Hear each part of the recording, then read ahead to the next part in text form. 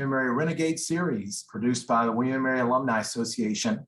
My name is Gerald Bullock. I'm the Executive Director of Development for Arts and Sciences, and we are all most appreciative for your joining us this evening to highlight and celebrate our impressive William Mary Music Department, faculty, and the accomplishments of our students. A special thanks to Professor Jamie Bartlett and Professor Alex Blue for taking part in tonight's discussion, as well as current William Mary student Paul Harden, class of 22. So thank you all for being here.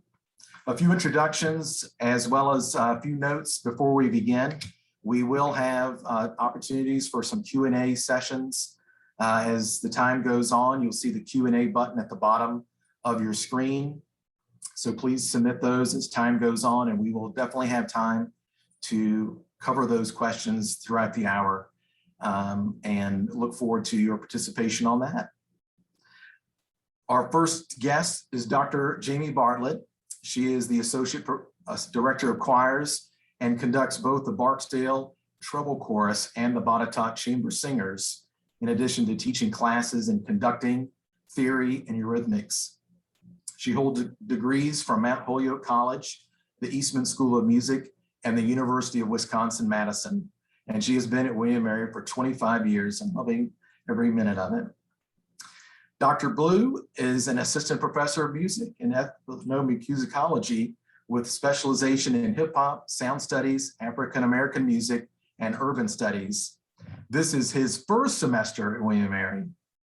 Before coming to William Mary, he was the third Good Marshall Fellow in African and African-American Studies at Dartmouth College, while completing his PhD in ethnomusicology at UC Santa Barbara.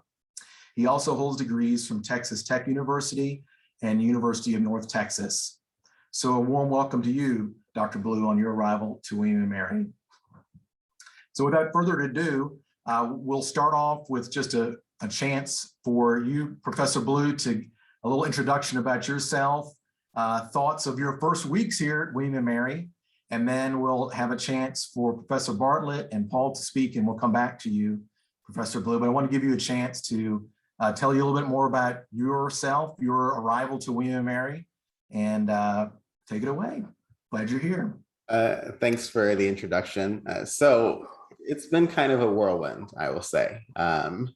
So I actually got this job at the beginning of the pandemic. I interviewed for the job in early 2020. I got the job. I asked for a deferral to begin so that I could finish my fellowship at Dartmouth. And then the COVID shutdown happened, and it ended up kind of working out, not trying to move in the midst of all of that. But it had made things, I guess, a little bit hectic now that I'm here and everything on campus. So there's a little bit of scrambling going on, to make sure I have the things that I need and that I could try to settle in. But one of the things that is so helpful for me has been just the quality of the students at William & Mary. They have made life extremely easy for me, to where teaching is almost an afterthought. Like, I know that they're going to be prepared, so I don't feel like I have to over prepare for them.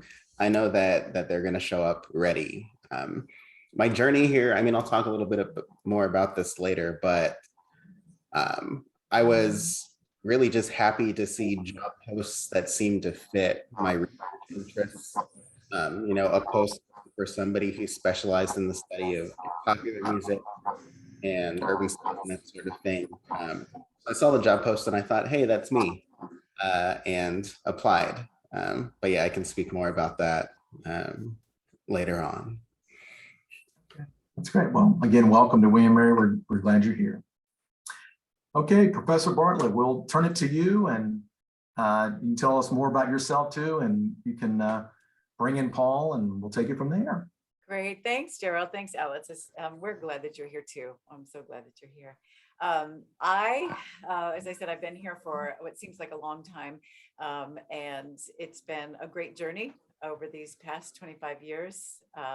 And I've been prompted with a few questions that somebody has asked me to answer. So I'm going to start my part of the conversation answering some of these questions, because they tell a little bit about me, but they tell a lot more about the music department, which is what you joined in to hear about. So the first question was, how has William and Mary's music department evolved over the past few years? And evolved it has, most certainly. Our faculty has grown. I don't know if the alums out there, whenever you graduated, but even within the past 5 years, our faculty continues to grow in very healthy and positive ways. We've added a number of ethnomusicologists to the faculty, and Alex is one of those. We're very happy to have him. We count him among our faculty. And another thing that we've added that has seen a tremendous impact on the students is the addition of a faculty member who teaches live sound and audio production. So students have the opportunity to be recording and using their learning skills about how to work with the technology to be able to record either their own groups or to work and record other groups who are here on campus. And we've seen in the past maybe 3 years, well, just a little bit before COVID, the COVID year doesn't exist for me, so maybe 3 or 4 years, students who are doing senior projects, they're doing recording projects. And it used to be that you had to write a paper or you did a recital or you did a combination of the two.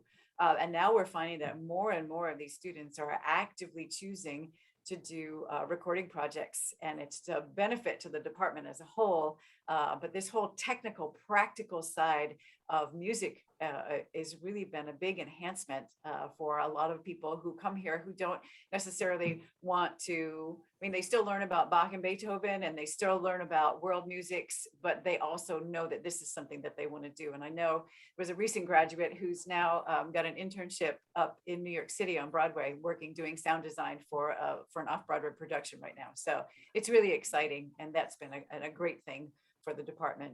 We continue to see what's the trend, how do we take that and create that and fold it into what it is that we have to offer. So we've been really pleased about that. I was going to ask, I was just going to ask you the next question about the opportunities that William Mary provides music students that they might not be able to experience elsewhere, because that's things that you talked about. I talked about that. I also think I just had a meeting with a Williamsburg High School student on this weekend. She's decided that she wants to go into choral conducting. She's known that for a while. And I said, one of the things that we do at a liberal arts college, at a small liberal arts college, so most people wouldn't think of it as small, but we are, is we allow non-music majors to participate in almost everything that we do. All of our ensembles are open to non-music majors. Many, if not most of our classes are open to non-music majors. So you can take conducting if you're not a music major. You can perform in the Russian music ensemble if you're not a music major. You can take Professor Blue's sound design course or soundscapes course if you're not a music major. We try to make these available to everybody. And then all of a sudden they get hooked and they say, but now I want to be a music major. The other thing, excuse me, that's really kind of cool about being in this liberal arts environment is that you might have a class where you have someone who's not a music major, but they're a history major. And what the information that they bring from their history major into your class is just tremendous.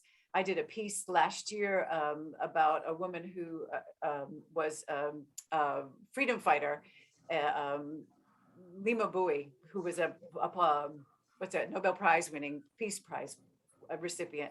And one of the students said, oh my gosh, I read her book in my freshman seminar and I can tell you everything you need to know about her. So that wonderful cross-fertilization of not just doing only music classes, but this is what I learned in this class and how does it relate to music, or how does this music relate to my sociology class and my anthropology class?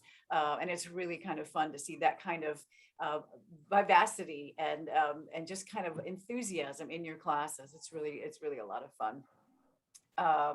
Let's see. Another question is, I like this one. What do you hope to be able to provide to William and Mary students when they leave? Well, while they're here, what I like to try to do is especially as an ensemble director, I like having them in a group where they have to learn to work with different kinds of people. And they have to learn to work with different kinds of people with civility and tolerance and respect. And that's a really important tool. And I think it's become more and more important every year that we experience life in these United States or in the world. So I think that really trying to encourage the students to say how we have to deal with one another. We work with one another. We have a common goal. How do we make that happen? And I hope that by learning those tools and understanding that those are important, they will leave William and Mary as a global student, but then they also understand that if they continue to make music when they leave William and Mary, they will continue to have that civility and respect in their life, and they understand how that plays out in their future. And that's the thing that I like to think most of. I just, civility is lacking, and we need to do everything we can to foster more of that. What am I most looking forward to with the new building? You know, this new building is coming, and it's been a pipe dream for years and years and years, probably even when I started over 20 years ago. The best thing about it is having a dedicated space for making music. We've been so lucky to perform in Phi Beta Kappa Hall, but it's a spoken word theater. And what we have coming now is a theater that is built specifically acoustically sound for music making. And that is, I think it's just going to be transformative. We know that the students, when they sing in their rehearsal room in 151 in Ewell, it's a lousy space. And then we go over into the Great Hall and they go, oh, it's so easy to sing in here. Oh, it makes all the difference. I get it now. And Paul can maybe talk about that a little bit, but it's wonderful how that transformation happens. And so having a space that we can actually rehearse in will be enlivening for the students. I like the fact that there are going to be more than 8 practice rooms. I think that the students will be so grateful to know that there will be 30 plus practice rooms. And so I don't have to leave my door unlocked so that they can find a place to come and practice because everything is booked. And I think the sound studio is tremendously exciting for people that, as I talked about earlier, this live sound and audio production.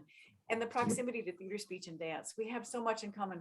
We share faculty members. So to be able to be physically close to our colleagues in theater, speech, and dance, I think is going to really kind of create new and wonderful opportunities for us in the future that we haven't necessarily explored because we're on opposite ends of the campus. So those who haven't been back to, I was going to say, for those who haven't been back to campus, when you come down Jamestown Road, BBK is emerging, the renaissance of that, and the music building just to the right of that. But concrete is up, stairwells are going in, so progress is happening, and looks like early 2023 when the doors will open. So it will be an exciting time. It's incredibly exciting. I'm so happy about that. Yes. And one of the last questions, and I love the way this is worded.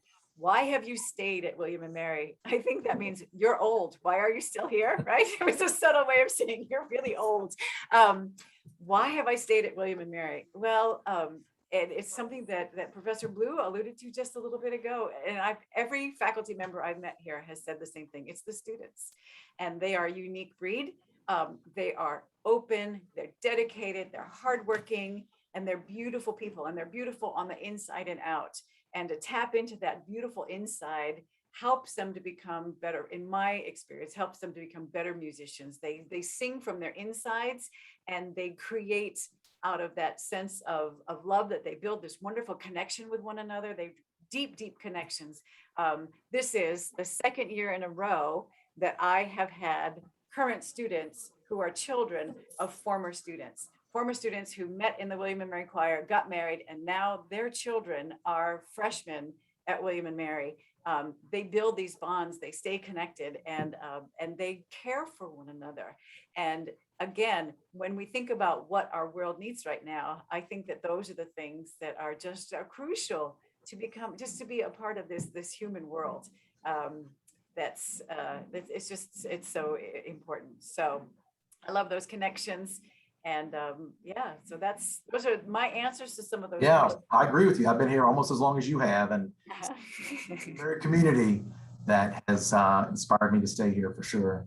Our alumni and students and faculty and staff, really a place. And so one of those lovely, lovely people that I have had the opportunity to work with over the past 4 years, he's a senior this year, is Paul Hardin. He is he's really a remarkable young man. He came here to William and Mary having written and produced and directed, I think, and probably even starred in a musical when he was in high school. And then he came here. He has a gorgeous tenor voice. He's a phenomenal musician, and he is a member of the Gentlemen of the College. He sings in the Botetourt Chamber Singers. He's a music major with a double major in French. And he's been my advisee for a couple of years. And this year, well, sophomore year, so 2 years ago, he presented me with a prospectus for what he wanted to do for his senior project. And it was a document, it was a thick document. It had everything detailed down to fundraising, how to do this. It had a timeline, it had everything. And I'm like, whoa. So Paul had wanted to write a musical. And so he's worked with another professor in the music department, Professor Brian Hulse, who's a composition faculty member. He wrote all the music last year. He's in the process of refining it. He's worked with his French professor. He's going to tell you a little bit about that, but he's doing a senior honors project, and hopefully, well, we know he will be producing, and this whole musical will be mounted in the end of April. So Paul, tell us a little bit more about your project and a little bit more about your experiences here at William & Mary. Sure. Thank you, Dr. B. It's great to be here to speak with all of you today. I'm super excited to get to share my experiences as a William & Mary music student. And sorry for I'm losing my voice a little bit. So if I sound a little raspy, it's because I'm losing my voice. But it's great to be here with you all today.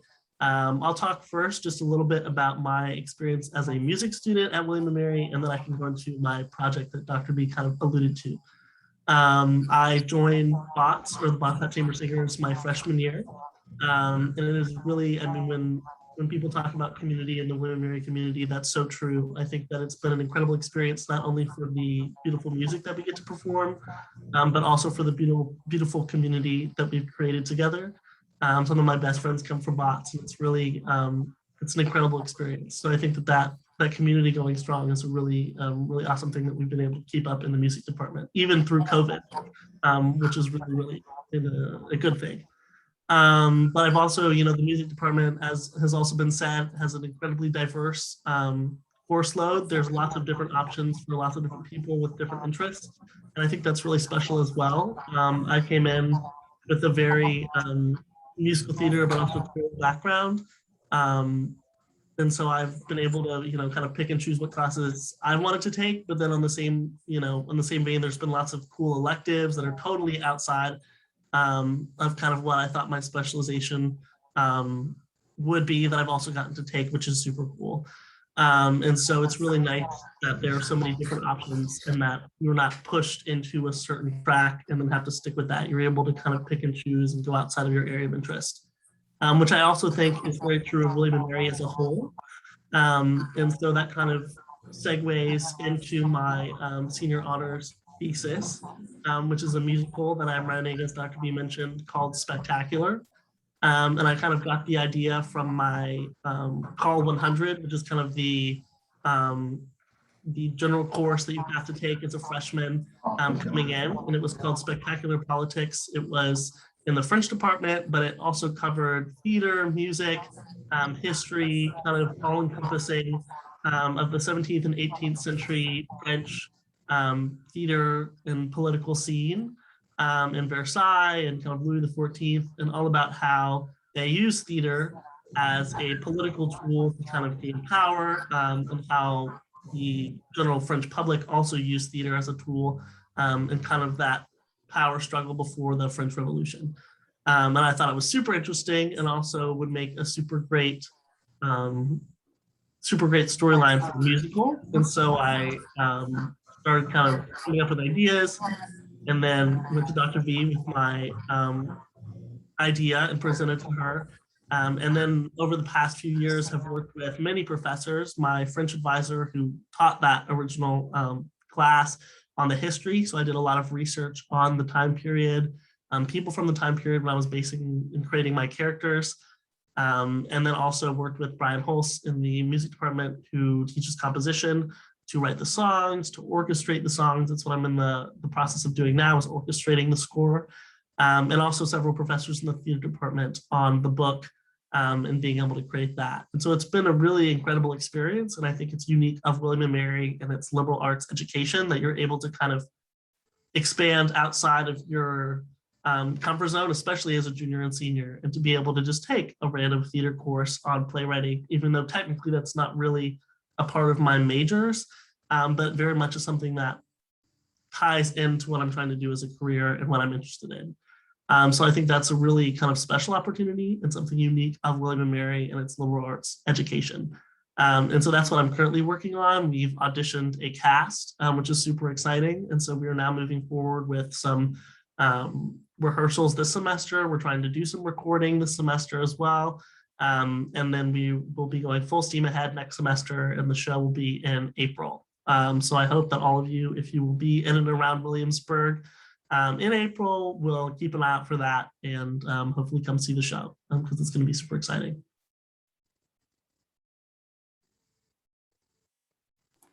Thanks, Paul. I think that highlights too what I was saying about you have such a wide array of opportunities here in terms of, oh, I want to take this class, and then that informs this, and then that informs this. I don't think I realized that that was all based on your Call 100. So we know that then the Call curriculum that many of you alums out there have heard about, it's certainly working, and it's having a great impact on the students, because here's a senior honors project that developed from that opportunity. So I think that's really, really cool. Good. I think right now, I'm probably going to go ahead and turn this over to Professor Blue, so that he can talk a little bit more, finish up his thoughts from his opening idea. So go ahead. Thank you, Professor Bartlett. So I was mentioning kind of my path to William and Mary, and I think it's important to talk a bit about my background and I suppose how I ended up on this particular research path where I reside. So I actually have a background as a performer. I was a trombone performance major in my undergrad. I did a master's degree in jazz studies, still on trombone.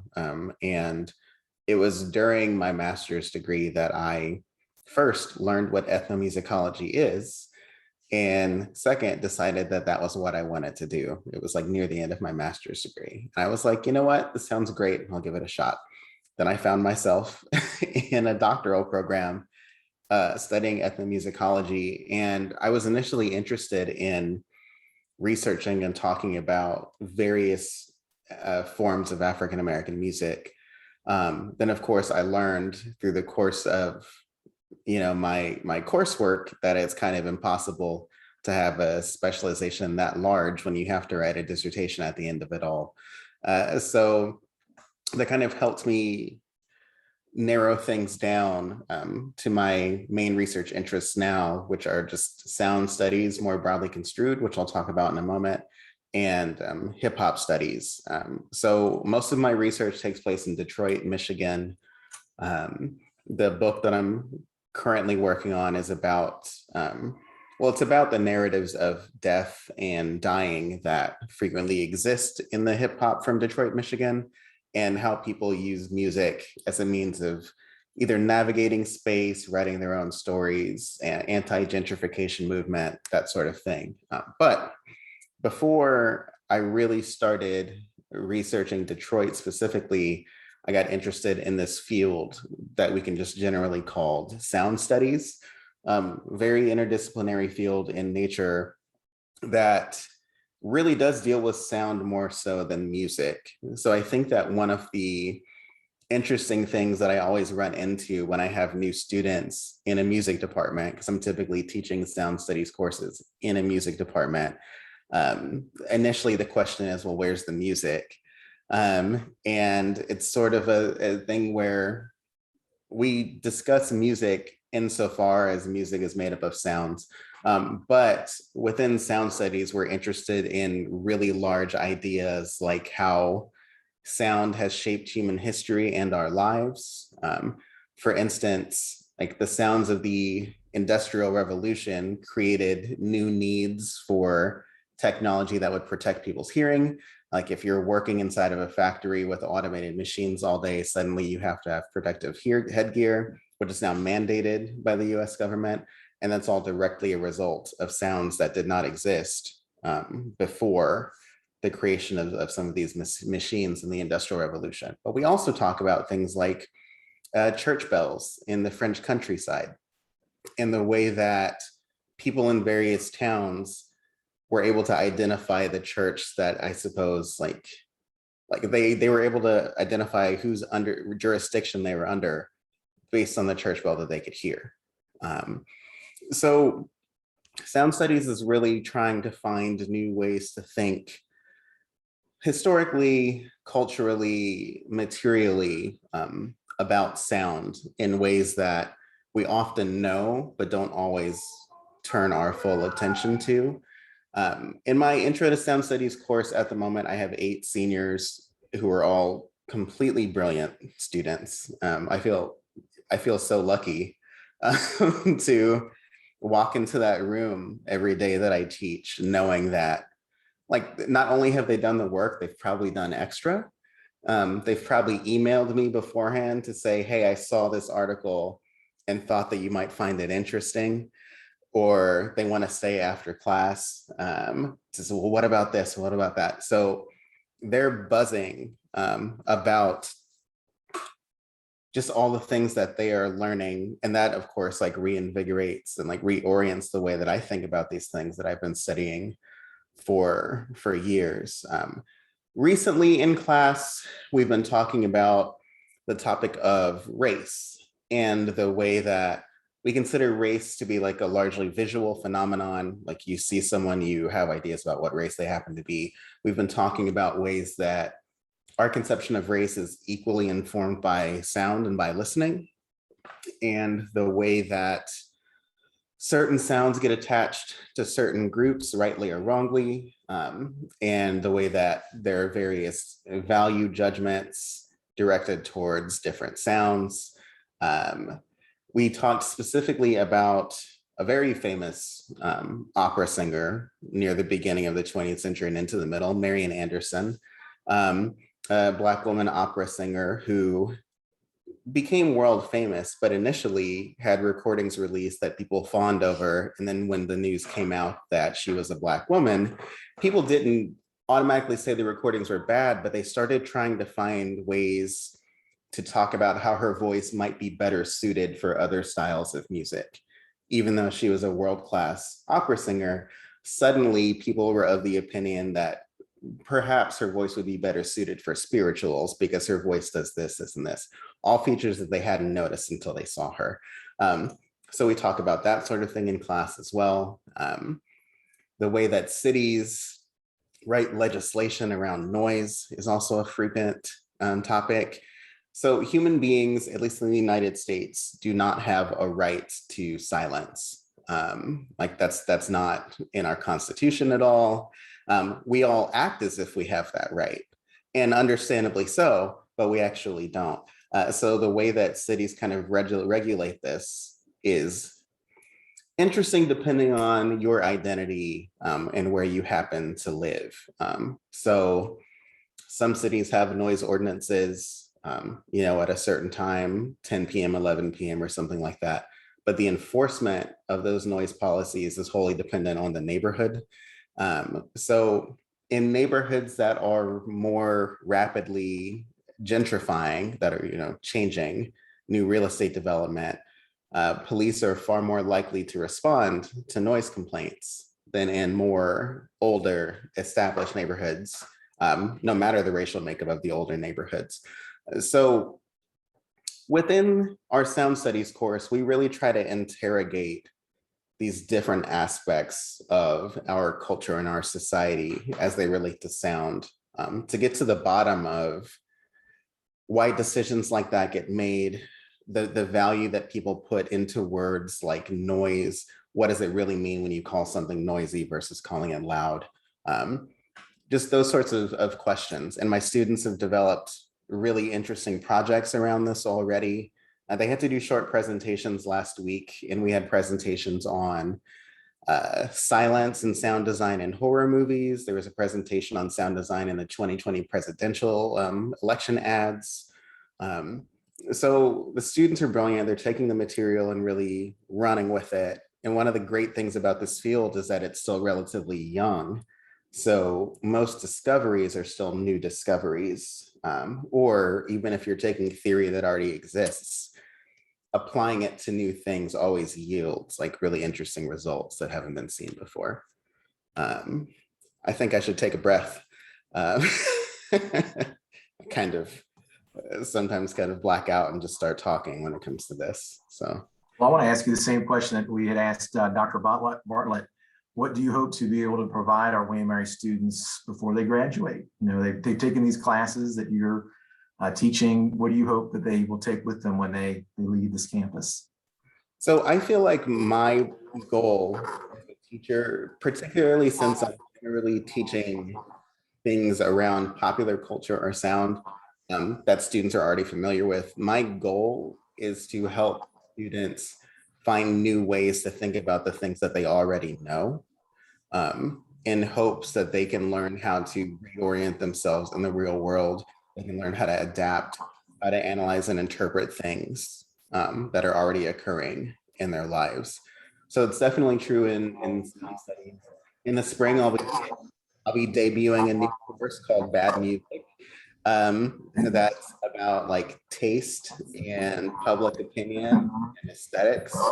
A call 100 class, right? So getting these students to really kind of engage in these discussions and try to determine like how we attach so much of our personal identities to musical taste and like the ramifications that it actually has in the real world. And my goal for this class is to help students get better at listening in general. Even though we're dealing with music, it's really about learning new ways to listen to things, whether that's people trying to tell you things or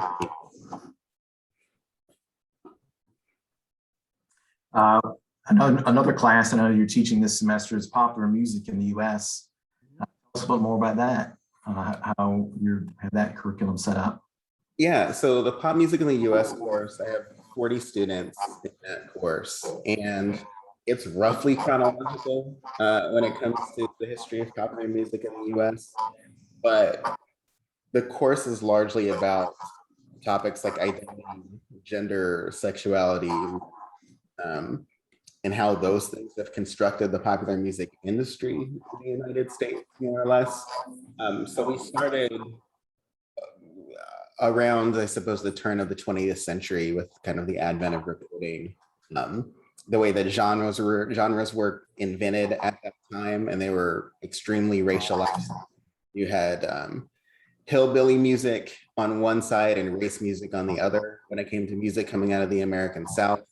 So the record industry was largely responsible for a racial separation within popular music that really stuck and continues to stick. So we are often speaking about who exists within what genre, like how the aesthetics have been shaped by race, gender, and these sorts of things, and like what the consequences are when those boundaries are broken.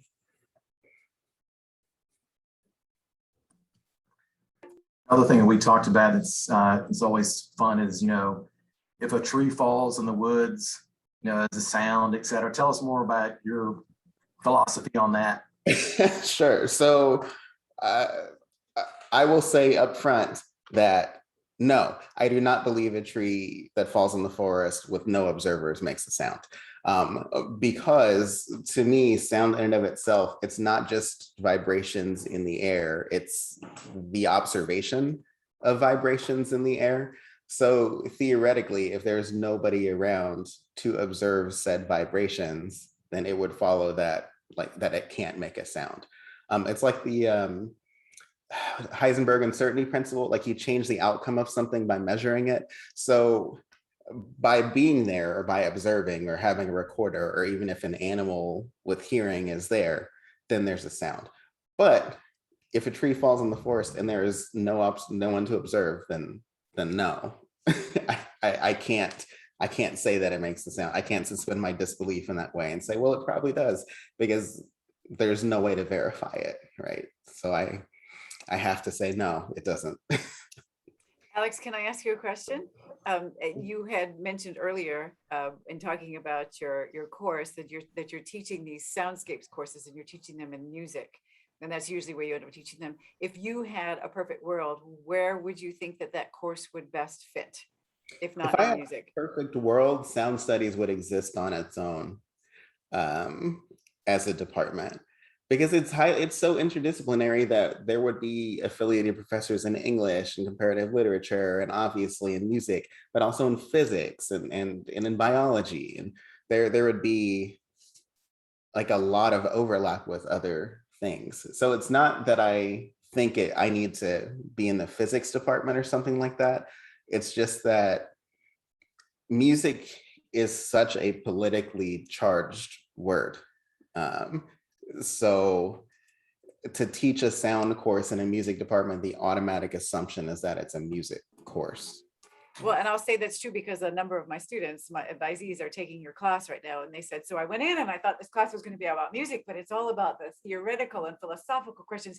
And it's fascinating. I've never had the opportunity to think about it like that before. So I think you're right. The preconception is, oh, okay, so we're going to go and we're going to talk about music soundscapes. But that's a really interesting idea. Yeah, they're loving the class, by the way. Oh, good. It's good to hear. We've had a question come up to both of you. Who are your favorite composers, musicians that have inspired you in your career work? Oh, wow. I feel like the list is probably miles long for both of us, right? I'll just talk about, I guess, a few who are very presently in my mind at the moment because of like kind of newish music that's come out. One would be a rapper from Detroit who goes by Z Loopers, who has a very unconventional approach to making rap, both from the sounds of the music itself to like his vocal delivery. So I've been very interested in his career as of late and following his music. Another artist would be Mitski, who I don't know if you can call her a pop artist, but she's like an indie kind of singer-songwriter who's had some new music come out recently. Always inspired by both her songwriting and like the way that she composes songs, her use of sound also in the composition of her music. Yeah, but if we're talking like classical composers and that sort of thing, we're going to be here all day. So I'm just going to pass this along to Dr. B. Well, this will come as no surprise to Paul, but I will say that one of my favorite composers is Felix Mendelssohn and also his sister Fanny. But the way that Mendelssohn writes for choral voices is ideal. But I also wear another hat in my life, and that I'm a spin instructor. So I spend a lot of time listening to things like Fall Out Boy, which is one of my favorite groups. And all my life, I grew up adoring and really having a major crush on Elton John. So I mean, it's literally all over the place. But I would say, the classical composers, but then I'm also really fascinated by conductors and the way that conductors can draw a particular sound out of somebody. So there are two conductors that I love, and they're both Austrian conductors. So you may not have heard of them, but they're just outstanding. But yeah, I think this conversation would go on for a couple of days if we continued along those lines. But thanks for the question. It's a good question. We've also had a question in the Q&A, so we'll just take it from there. We have a question from Derek Power, and he says, is the semester of audio recording music production now a concentration requirement? To you, Professor Bartlett. He says, I'm a class of 2005 and was someone who pursued this on his own while a student. Furthermore, I would love to help out current students in that pursuit. Oh, Derek, it's good to see you. I can't actually see you, but yeah, I'm glad you're out there. And I do remember you. So it's not required for students, but there's actually been a waiting list, I think, every semester, because it's a limited number of students because of the amount of equipment that we have right now. So when Professor De Laurenti was teaching it, I think the class was limited to like 10 or 12 students, and he every semester had a waiting list of about 30. So it was a very, very competitive process to try to get into that class. We used those students to create what we would call a chorale, not as in singing chorale, but a chorale like a stable of horses, to avail for student recitals and things like that. It's not required, but it's amazing how many students, also again non-majors, who are interested in doing that, students that are singing in a cappella groups or other small ensembles that just want to have the understanding of how to do this. So many people come with their own equipment and some basic knowledge, but this really expands upon that. I'll tell you just one quick story. The Bots did their homecoming concert, and we wanted to do a live stream. And because it was homecoming weekend, everybody over in creative services was booked over the top. Jeff Herrick had no space left. we have an exchange student from England. His name is Josh. He's going to be working with Paul on his musical. And Josh brought with him all of these microphones and all of this equipment, and within 10 minutes had the whole thing set up so that we could live stream. So there really is among the students this kind of general knowledge about what to do, and what our course does is just try to make it a little more broad ranging, a little more open for everybody. Paul, I'm going to jump to you a little bit. If you could tell us more about the cast, and it sounds like so many people are involved in addition to the faculty mentors you've had, but other classmates of yours that are being involved with, from the technical side to being in the show itself. Tell us more about how you've assembled this cast as it's come along. Sure. Yeah, it's been really fun to kind of, I think sometimes we have a tendency to be like, oh, William & Mary's a small school, we know everyone. So I think this process has been really fun because a lot of people who me and the rest of the creative team didn't know, who came and auditioned and are either younger and because of COVID haven't had an opportunity yet to participate in theater and music on campus, or just kind of have been doing their own thing, came out and auditioned. And I think that's really, really exciting to get to meet some really, really talented new William & Mary students who are now participating in the show. So yeah, we have a cast of 14 who come. Some of them are music majors, some of them sing a cappella, some of them are more theater people, some of them, we have one bio major who just likes to do theater on the side. So there's really a wide variety of people who are in the cast. And then we have a pit orchestra that we're currently assembling as well. And again, some people are in orchestra, and some people just kind of play for fun and are participating, but aren't music majors. And then of course there's the whole tech side and production side as well, of people who have kind of been coming from all over the place. So I think it's been fun for me, fun for Josh and some other people to kind of get to meet these new students who aren't in bots or in a cappella or don't do symphonic-chron, but have decided to come out and be part of this show and originate these new characters. It's really fun. Yeah. And before you go back to mute, I have to ask, you'll be graduating in May. What's next, or what are your thoughts about the next part of your career journey? Sure. There's many different options, but I'm currently applying for grad schools. So I'm applying for several composition master's programs. I am waiting to hear back about my National Rhodes Scholarship interview, which is exciting. I'm looking at potentially teaching English in France for a year just to kind of get away from everything. So there's many different kind of options out on the table right now. So it's just kind of looking where I kind of want to go. I think long term, I really would like to try writing. So eventually moving to New York and trying to write for either theater or film and television would be super exciting.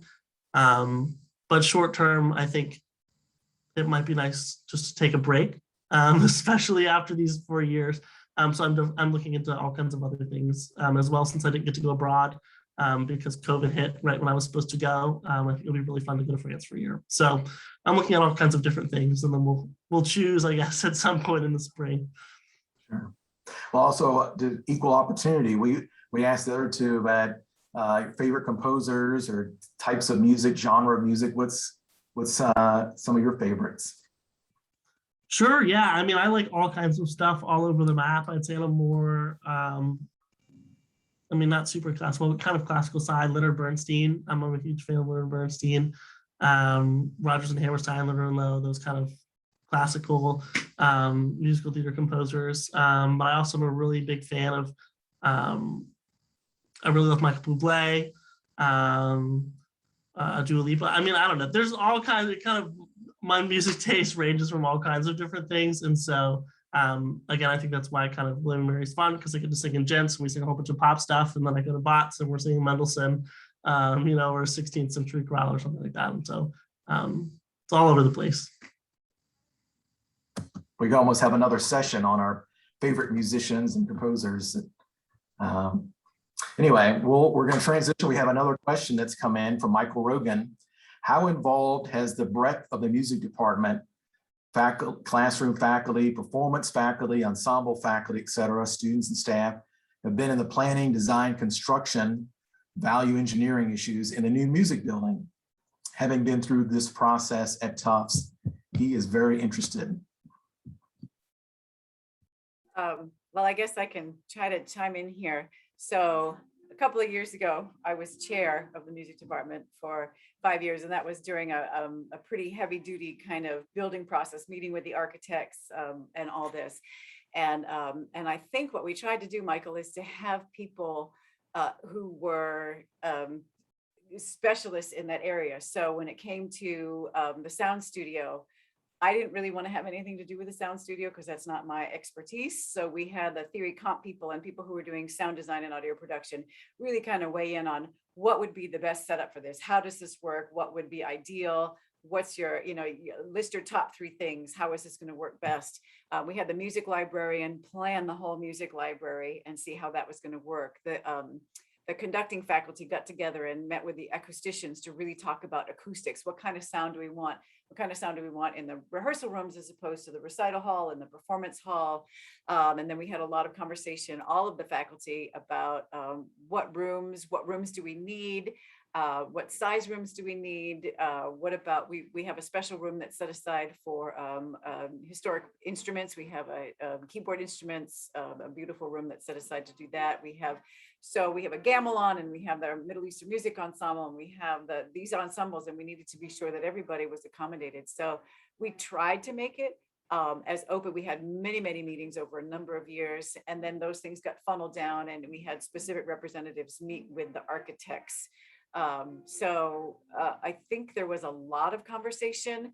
Again, this process has been going on for a long time, but when it got down to the nitty-gritty of what specifics do we need in each space, we really involved the faculty as much as we could, and also had conversations with students, like what are the biggest needs for the students? And it's no surprise to any of our alums out there that practice rooms was really the top issue, because as you know, if you've been in Ewell, there are 8 practice rooms, and it doesn't work. And so there are large practice rooms, medium practice rooms, and small practice rooms. And through the music library and the sound studio, there's kind of flexible space. I'm not exactly sure. It's been a while since I've seen the plans and how that all works out, but we'll know very soon when we get back into the thick of it in the spring, as I have a feeling things will start to ramp up again, but we'll know a little more. But we really did try to have a lot of input, because we're the ones that live in the space and we know what our needs have been. And we also tried to plan for what might our needs be in the future. Don't just build for what we already have. How can we envision ourselves in the future? How can we make plans to be sure that we are still in this space in 20 years and we haven't already outgrown for what our needs are at that time? And can I just say I want to say one thing before he speaks, that Gerald Bullock has been instrumental, no pun intended, in making all of this come to fruition. I don't think that there would be a new building if we didn't have Gerald Bullock pulling for us. So we're all in this together. So yeah. One thing I wanted to touch on too is you mentioned all the new equipment and instruments, but also the pipe organ is going to be a huge thing that we've never had before, that will be installed in the concert hall and will revolutionize organ concerts, but also the ensembles and the choirs that can complement the organ, and new pieces that you all will be able to perform with this new instrument. Right. So there's never been an organ on campus. There is the organ that's in the Wren building, but it's a half Right. step, it's the half step lower. And that's not even the William & Mary doesn't own that instrument. It's on loan. So the students are traveling to all the area churches to practice organ. We do have a pretty healthy organ studio right now. Tom Marshall is still here. In fact, I got a call from the Flat Hat. They're coming to interview me tomorrow because they want to talk about the organ studio. It's not just for the ensembles, but a place for the students to practice, but also students have never been able to really compose compose for organ because that's not been something that's been available to them. So true. it opens the door. We have some of the students who take organ lessons who are also composers. So does this make it possible for them to dream into a different world that they've really not had an experience from before? And Gerald didn't say this, but we just found out that the final donation just came in for the organ, and the organ is paid off. And so we know that this is going in, and it's just tremendously exciting. Yes. Well, on the same theme of the building, I mean, the whole arts quarter, 180,000 square feet, but the music building is going to have 75,000 square feet. For both of you, Professors Blue and Bartlett, what are some of your big dreams that you have moving into this building? I mean, you've been in Ewell Hall. I mean, the music department's been in Ewell Hall for 60 plus years. And here's a chance really for the music department to shine and have this beautiful new building and new opportunities. What are you most excited about, or what are you dreaming about as we plan to transition in early 23? I think having the space and means to teach courses that relate to my other like performance interests, because I also have a background as like a hip hop producer, like beat maker, things that I want to be teaching courses in at the moment, like don't really have the facilities or means to do. So I'm excited at just the possibility of the types of classes I can teach and ensembles I can create. Because one of the things that I mentioned when interviewing here was like, yes, I am in this academic track and this is what I'm here to do. But I also have like loads of experience with both performance and in teaching and creating ensembles, which is like something I did all throughout graduate school. So getting the chance to do that finally, because of like having the space, having the equipment, is a pretty exciting prospect. Yet another reason we were so eager to have you on our faculty, Alex. That's something we really look forward to, and taking advantage and using those skills that you have.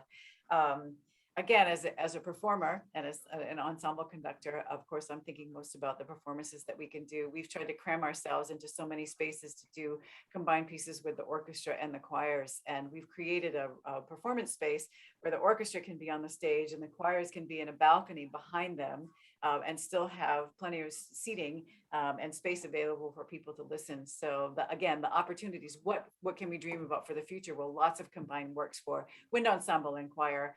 We can do larger choral pieces. I've always wanted to do some kind of community event where we invite local high schools to come in and do this big mass choir thing. We just never have had the space. There's not even a space for us to rehearse that kind of thing on campus. And so what this might do for us in terms of inviting, there's a core fest where high schools come and they do their own piece, and then we get together and it's 250, 300 people singing together. That's just a dream that we've always had, and it's something that could possibly come true. But just like Professor Blue said, like dreaming into the future, the possibilities of things that we have wanted to do, but have been so limited by our space. This is another question that's come in, maybe for all three of you. Who do you credit for your interest in music? Who planted those seeds back in the day that caused you to want to go into this, to study, to have a career, to enjoy? Any names that come to mind or experiences that you had? I'm not sure if you can see over my shoulder, like some records. Okay. So this is all my parents' fault.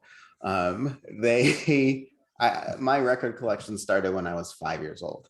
That was when I got my first record player. It was a Fisher-Price brand Big Bird record player. And my very first record was Stevie Wonder's Inner Vision. Because my mother is a huge Stevie Wonder fan. So the love of music started when I was really, really, really young. And I actually spent most of my life in my youth as a soccer player, and I didn't play any instruments or anything. I just loved music. Then, because of a wild injury in high school and needing an extracurricular, I was like, well, those people I like in my neighborhood are in band. That seems fun. And now here we are. But it was really the love of music was really instilled by my parents. I'm going to answer, and then I really want to hear from Paul too, because I'm curious about that, but I think I can guess. I would say the same for me. My parents, my father was a singer and a trumpet player, and my mother was a church organist and also a singer. And so when I was in 4th grade, they made me audition for a city choir in Worcester, Massachusetts, near where I grew up. And I got in 4th grade. And the conductor there, Hank Hokins, was just, and it still is a role model for me. I had the great opportunity to be up in Maine probably about 10 years ago, and I saw a sign on the street that said, "Vote Hank Hokins for selectman." I had lost contact with him altogether. And so I looked him up, found his church where he was still the organist, and had an opportunity to go and see him and thank him for getting me on this career path, because it was my parents most assuredly, and all of my conductors along the way, but his instilling in me a love of music, especially choral music, was so important. But Paul, I want to hear your answer. Yeah, so I'll say my parents as well, to be unique and different. So both my parents took me and my brother from a very early age to all kinds of shows and concerts and played music. But my dad loves guitar. It's been a lifelong passion. And when I was 3, and when my brother was 3, he bought us each a tiny little guitar, and he put it in our lap, and he was like, "You're going to learn how to play this instrument." And we hated it. We would not play the guitar. But despite that, we've both grown up to be musical people. But yeah, I'd say my parents for sure were big musical influences. Well, maybe that's a great way to wrap up our hour, to hear about the influences on each of you. And we are so appreciative of you being with us tonight and sharing the many great things that are happening in the music department right now. And the future is very bright for music at William & Mary with this new building. And it's been a great pleasure. So on behalf of the William & Mary Alumni Association, to you, our guests, we'd like to thank you for joining us this evening, for your support in many, many different ways. It makes a difference for our students and faculty. I hope you've enjoyed our discussion. Please join us tomorrow evening, Wednesday, October 27th, from noon until 1, tomorrow midday, for a networking event called Wrenegade Conversations and Connections, the Future of Music Industry. And then on Thursday, October 28th, from 5:30 to 7 Eastern Time, we will have Wrenegade student a cappella and ensemble performances. So we hope you'll continue to participate and network with our fellow William & Mary alumni these next 2 days. I also encourage you to continue to stay connected and keep the conversation going through our various platforms, such as Switchboard and William & Mary LinkedIn groups. Links to these careers and networking platforms will be provided in a follow-up email that you will receive tomorrow from my colleague, Elizabeth Crawford. And as we continue to navigate through a COVID environment, keep up to date involved in our various virtual engagement opportunities. We thank you again, and this concludes tonight's program. Have a wonderful rest of your evening. Good night. Thanks.